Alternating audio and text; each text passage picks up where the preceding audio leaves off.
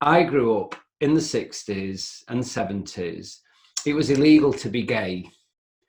I was surrounded by negative representations of men who dressed as women.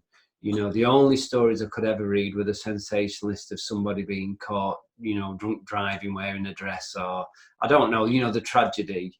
Or they were, you know, Dick Emery dressing up as a woman, and, you know, everybody thought it was funny. So as a child, I internalized all that.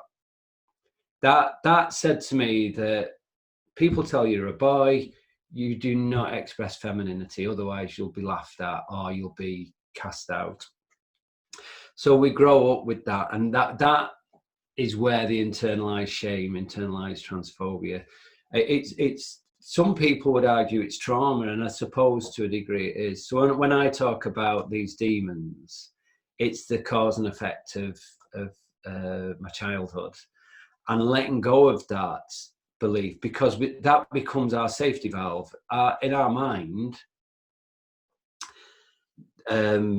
You know, don't step outside the door wearing makeup and having nice hair because people will laugh. So it's there, to a degree, it's there to protect us, but then it starts to control us.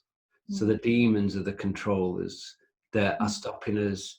I'm doing this, I'm picturing the first time I opened the front door, you know, the hand on the door, and thinking that as I opened it, my whole world was going to come crashing down.